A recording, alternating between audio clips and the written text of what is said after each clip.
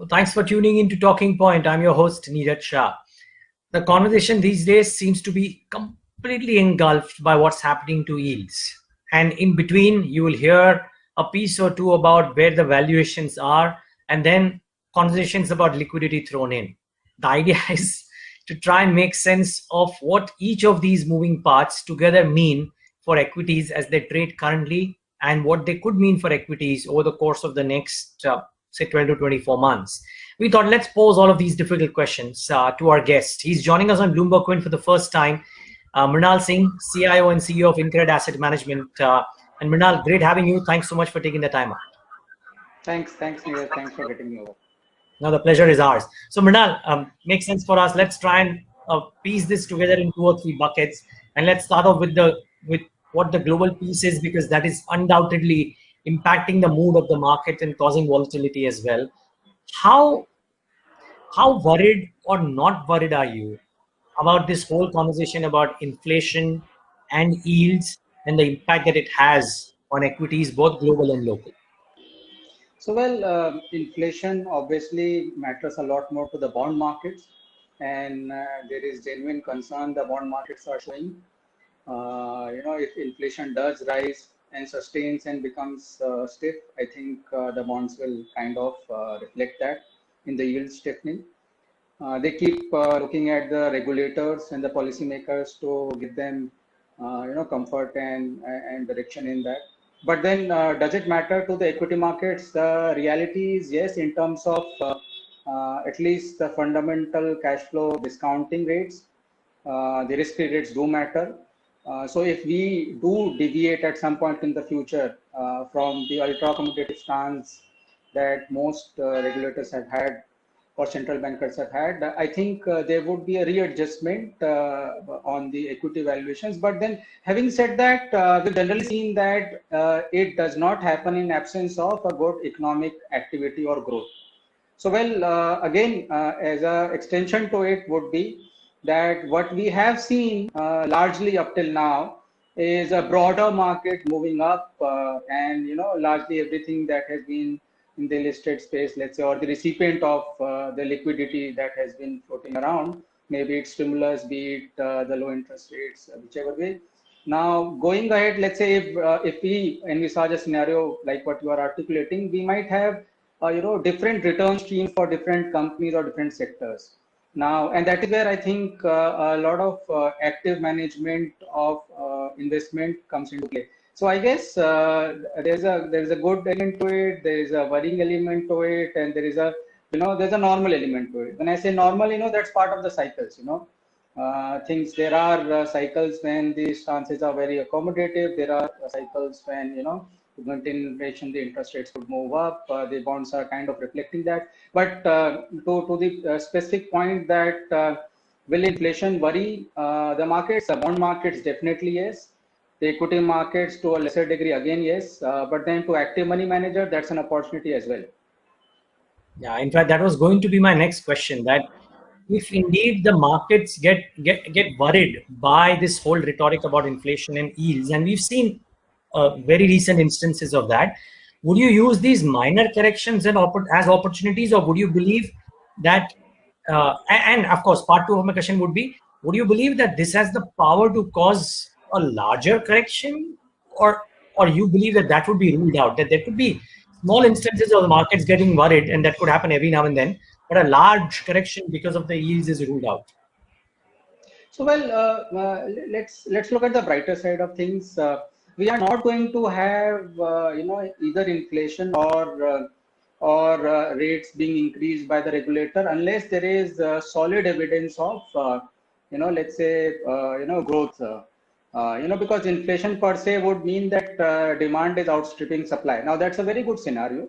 Inflation has to be controlled, wherein we have to increase supply. That also means that there could be capex done to increase supply because demand is exceeding that, and which is good. I mean, I think economy like India would clearly benefit if we have investment to capex. But then we are in this context, we are talking mostly about the Western developed world. I mean, if there is, and history has enough data points around that, if we do see minor corrections, and corrections are part of any market actually, So if we do see corrections, and that's particularly led by, let's say, the developed world, let's say the US or Europe or whatever. I'm not trying to say that it is going to happen anytime soon or whatever. I have views in either ways. But then if it does happen, I think that's a great buying opportunity. Because I think once the concern on corona and related impact on economic activity behind, once we've seen the worst of economic data and economic activity behind, I think there is only one way, and that way is up, and that could potentially go involving, getting right kind of businesses at interesting prices. So corrections are always a great, or dips are always a great time to buy.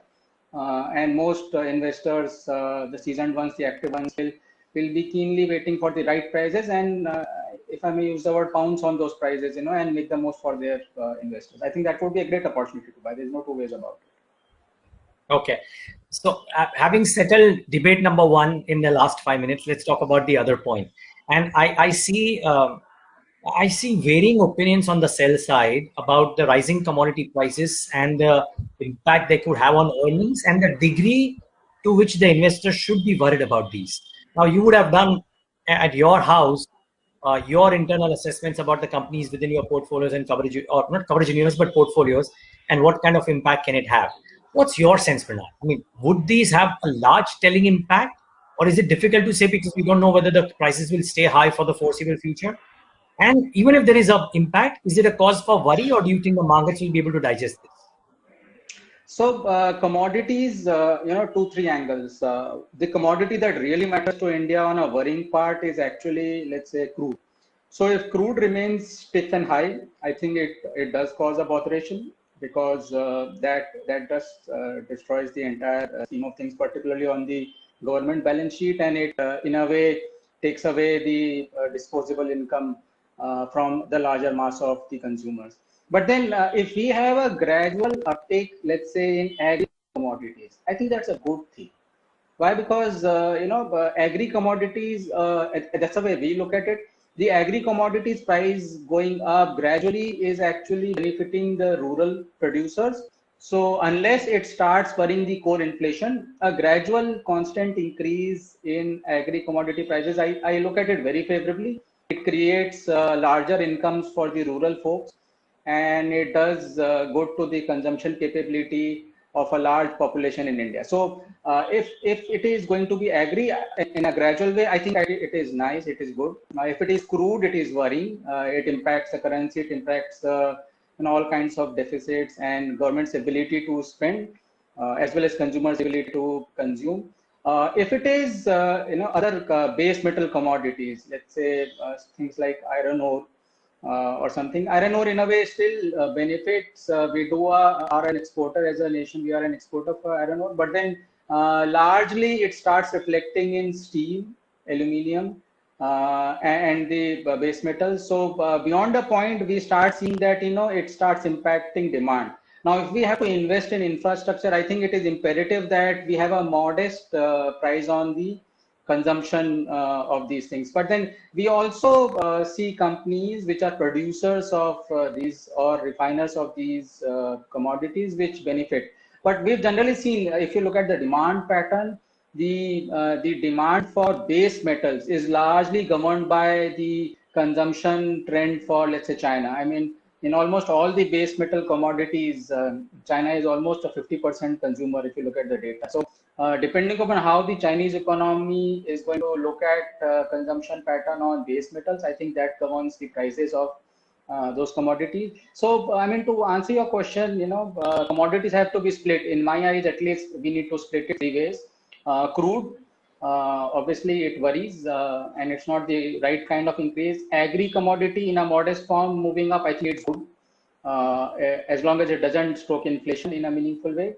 And base metals going up is both good and bad. It is good for some companies, is not so good for some other companies, but largely governed by China. So that's how I look at it. But then it looks like at least the outlook seems to be on the positive trajectory for the prices on all three.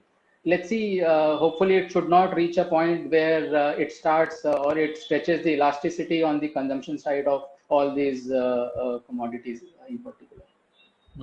Okay, and I'll revisit this answer in just a moment, but just before we get to specifics, Mrinal, a question on valuations as well, right?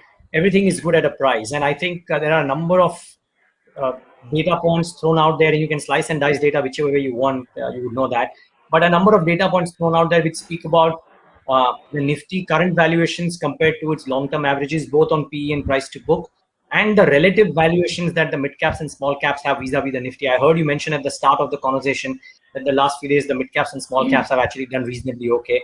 What's your sense of how does, I mean, ceteris paribus, everything else remaining constant, what's your sense of what happens to the headline index, even if it doesn't create wealth, but it will be a barometer of the sentiment, and then the broader end of the spectrum, and how are you guys at InCred positioning your portfolios accordingly?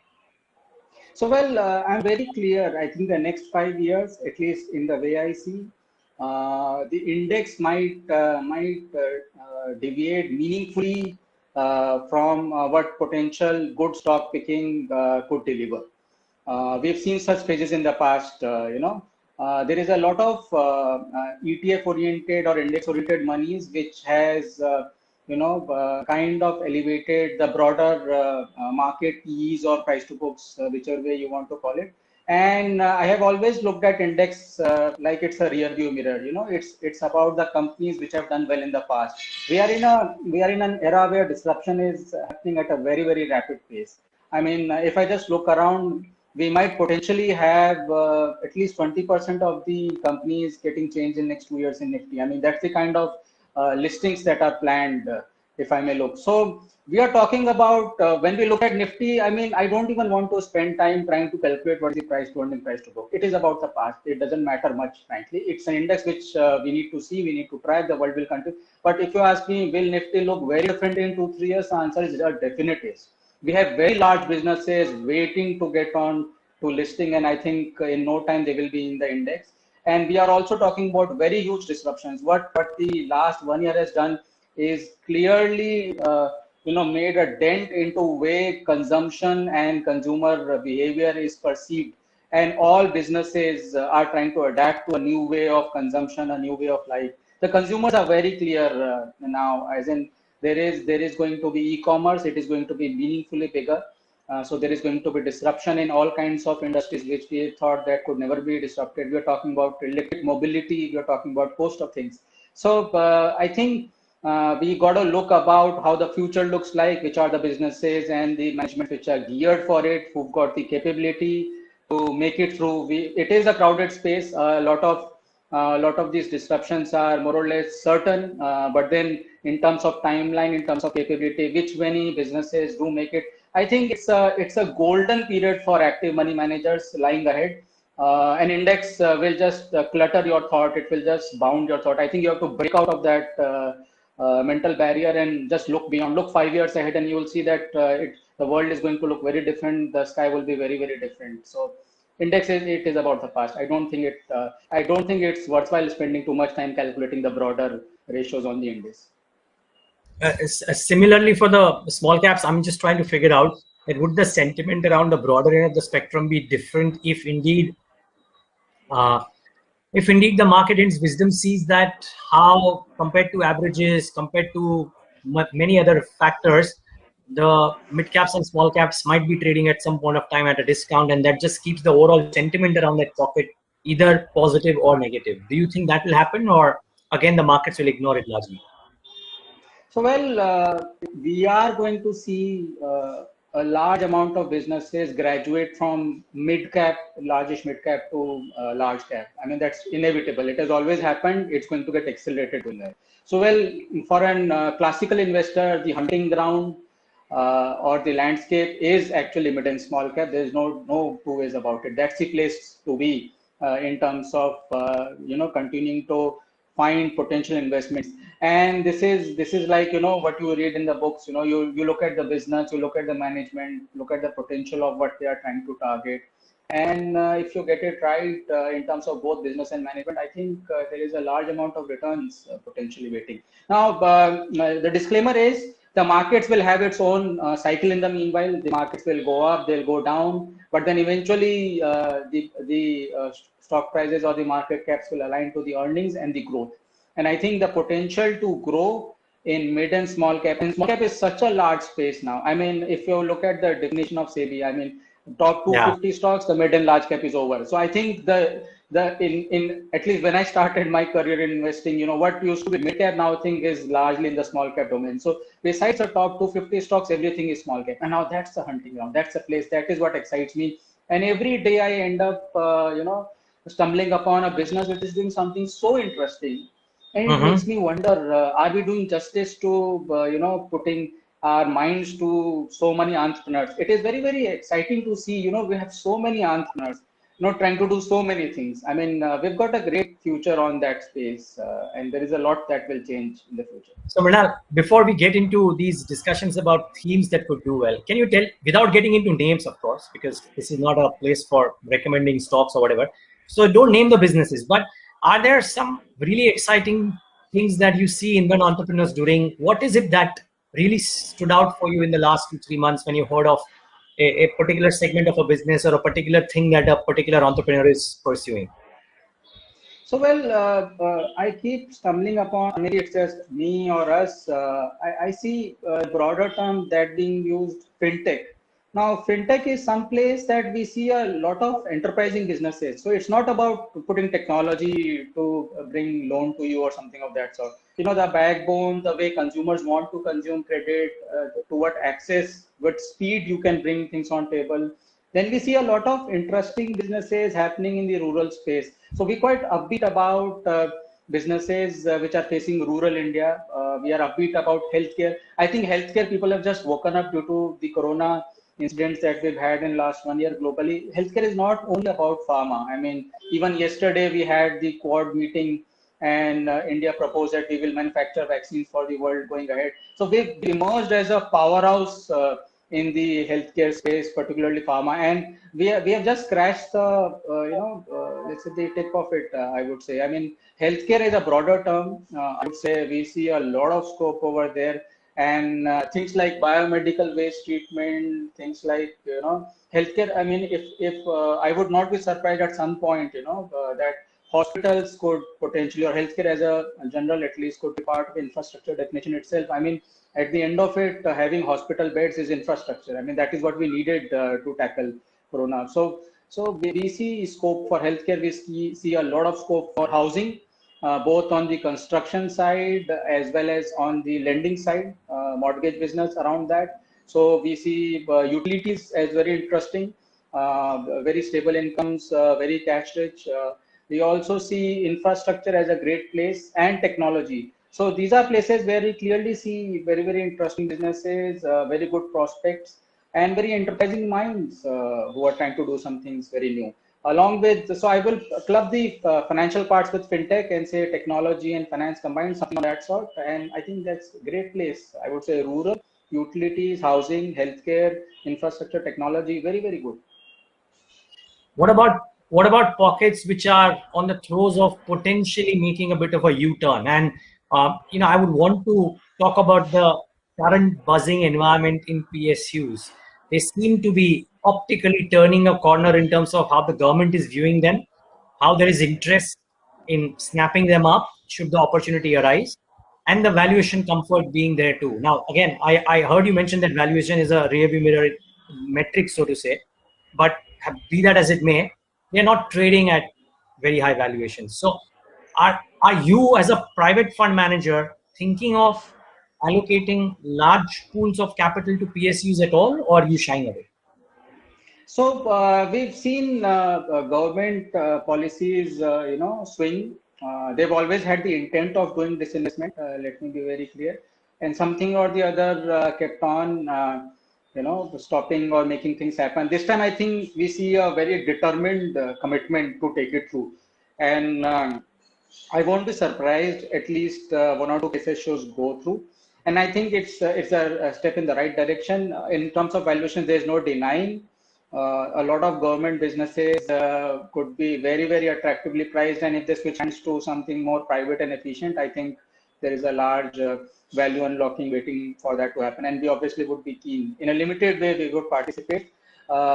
We would like to have our own, picks in that space, something which is more, I would say, a bit more ESG compliant, something that has more cash flow orientation, something that potentially could be, could be easy for a private sector to absorb into existing business and add value, something of that sort. So these are things that we look, and we do evaluate all the PSO businesses like we do normal businesses, but we do also keep in mind that there is government ownership over there, and then at times things could be, highly influenced by what the intent of the government could be, and which might not necessarily, for right or wrong reasons, be economic in nature. So well, that's how we look at it. But then I think we have seen the rigor and commitment to get the disinvestment through is the strongest I've seen in the last 7-10 years, and I'm quite I won't be surprised at least one or two cases should go through, and that will open the gates for a lot of activity in that zone. Okay. Now, final question. A lot of things look good. The common consensus is that things are looking rosy. Where is it that you are worried? Be it on the market front, and the common answer could be crude or geopolitics, and be it on the thematic front. Are there pockets where you believe, either due to valuation or due to less favoritism or what have you, that they could lag uh, the winners?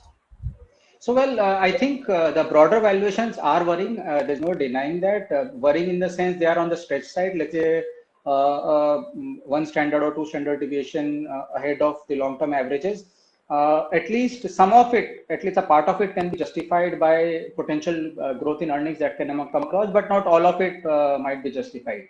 I also worry there could be swings in the market led by external risk, something that could emerge from the Western or the developed world that can happen. But broadly, I also think that too much focus, too much monies, too much talk happens around the larger businesses. I think the reality is that on the smaller side is where real action is happening, and I guess there is a lot of effort and reward waiting over there.